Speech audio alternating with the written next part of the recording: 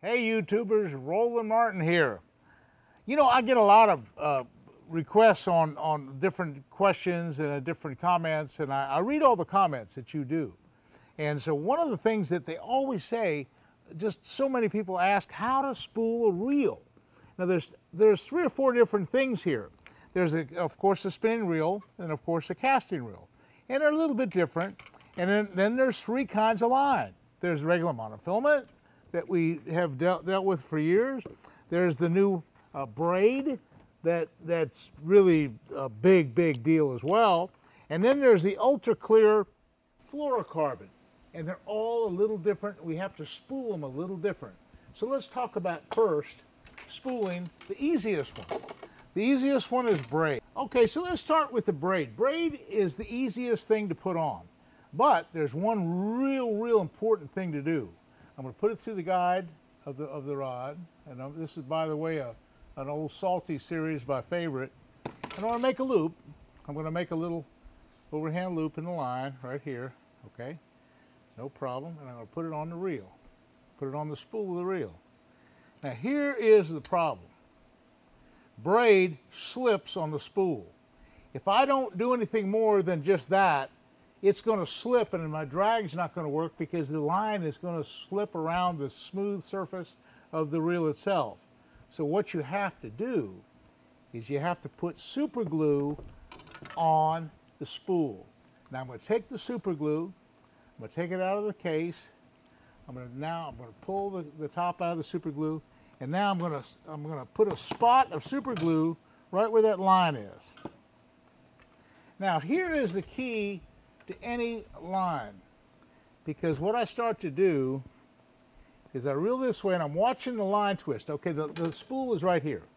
Here's the spool, and I'm watching the line coming off the spool, and as soon as I see it twist up either way, it's not twisting much, I'll turn the spool over, okay, like that. Now Braid can take more twist. Braid is an easy thing. Braid, the only thing about Braid that you have to do is you have to use the super glue to put it on the spool. Now I'm putting this Braid on there, I'm putting the Braid on there, 20. Okay, it's kind of twisting around, I'm going to turn it over. Okay, I put it on a little bit more. Okay, I'm going to twist it over. Okay, put it on a little bit more. As soon as I see it start to twist, up, I turn it over. Keep going like this. And all of a sudden, okay, it's coming off the spool just right. It's coming on, I'm just reeling it. It's coming off just perfect. Coming off just perfect. Now watch this line twist. If it's still any line twist, you turn it over. Just about done. Turn it over again. Keep going until there's no line twist. And the other thing is, when you spool a reel, you want to leave anywhere between 1/8 and 1/4 of an inch of depth between the edge of the spool and the line.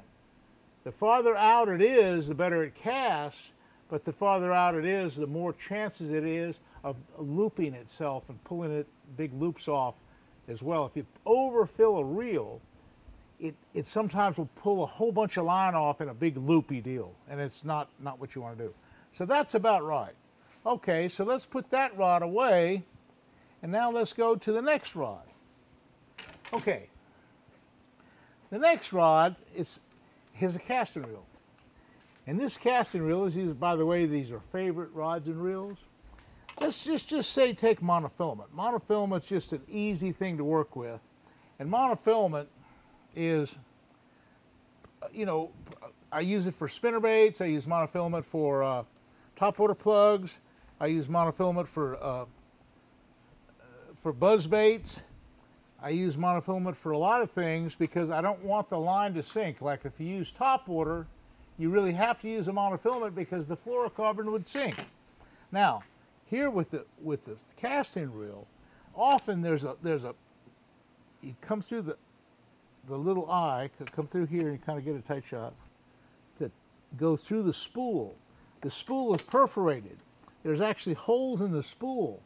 You can't, I don't know if you can see it close enough. No, I probably can't.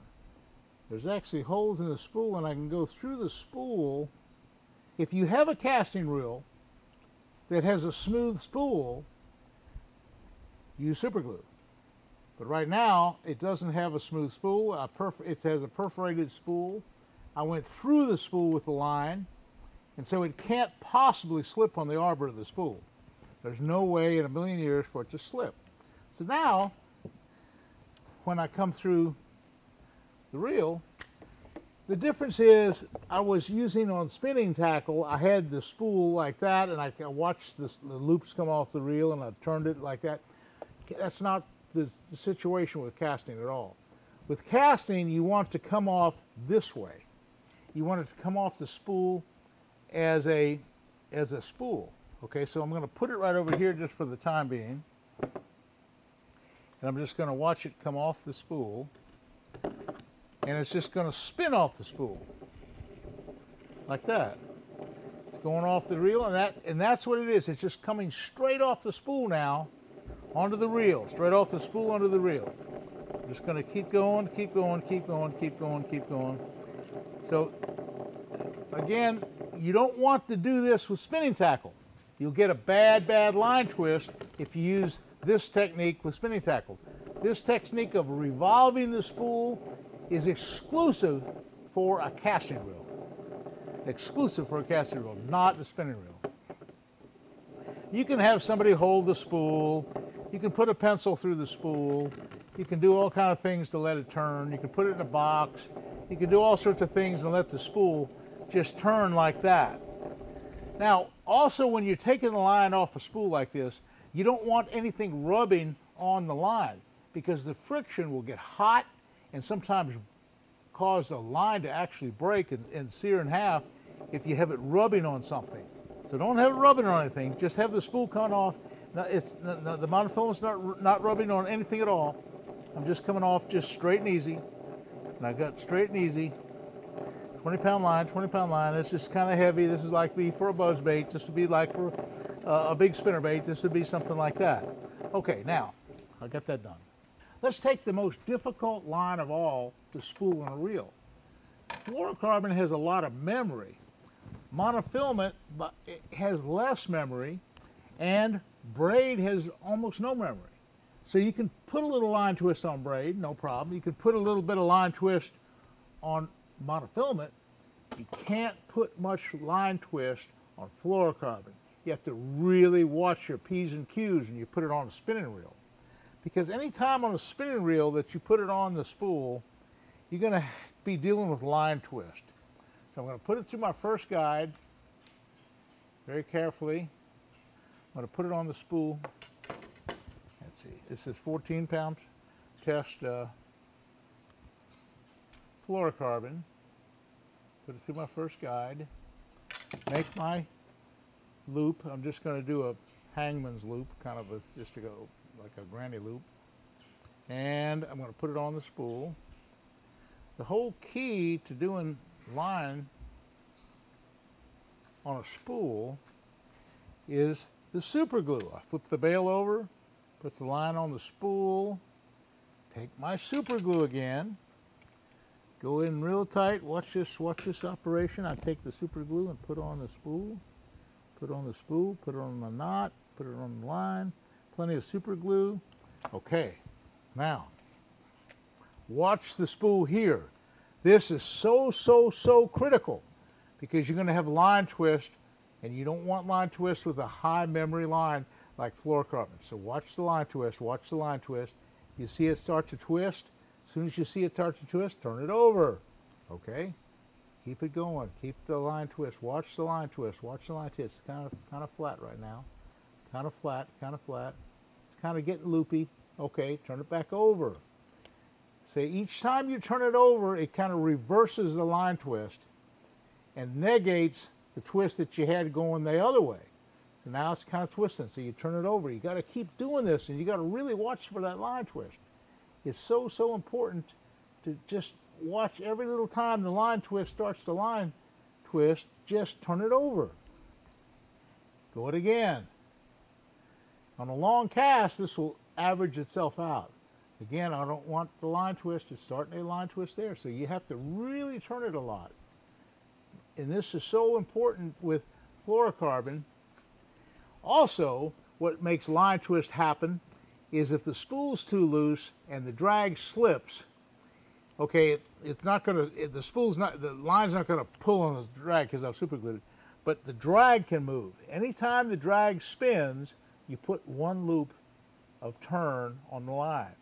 So sometimes if you fight a big fish and the drag's working back and forth a lot, you might have to take the line and put it behind the boat or walk along the bank and let the line out a long ways and reel it back in, and that in the water will reduce the line twist. It'll pull it back out. Okay, I'm pulling it again, putting it back on the reel, just kind of watching that line twist. Okay. Keep turning it over every time it twists a little bit, turn it back over. Fluorocarbon again is so much more difficult to deal with than any other line. You have to really watch line twists with fluorocarbon. Okay, I'm pretty full. I'm going to go a little bit more. Watching that line twist, watching that line twist, watching that line twist, watching that line twist. You can kind of go fast if you just see it start to twist, turn it back over. If you just put it on one way, it'll be in an impossible situation. You'll go to make a cast, that fluorocarbon will just fluff off your line. It'll just be a mess. You can't have that. So the only way to keep it from being a mess is reversing the spool. Every time you see the line start to twist, reverse the spool just a little teeny bit. And again, this fluorocarbon is way more difficult than anything else. It really takes some attention. But the advantage with fluorocarbon, it has less line stretch, it's a stiffer line, it has more sensitivity, and it's invisible. So the fluorocarbon has some advantages. The monofilament, on the other hand, has a lot of stretch, it's kind of limp, and the stretch is kind of good for topwater. It's kind of good for spinnerbaits. It's kind of good for a lot of things. And it's lighter, and it's like a topwater plug, it doesn't sink the topwater. The fluorocarbon sinks the topwater plug, so you can't use the fluorocarbon on a topwater plug. You have to use a monofilament or a braid. A braid, again, has zero stretch, has zero memory. It's kind of easy to deal with, but it's more visible. So, you know, there's disadvantages and advantages of all types of line. I use all three. Well, I think I'm about done.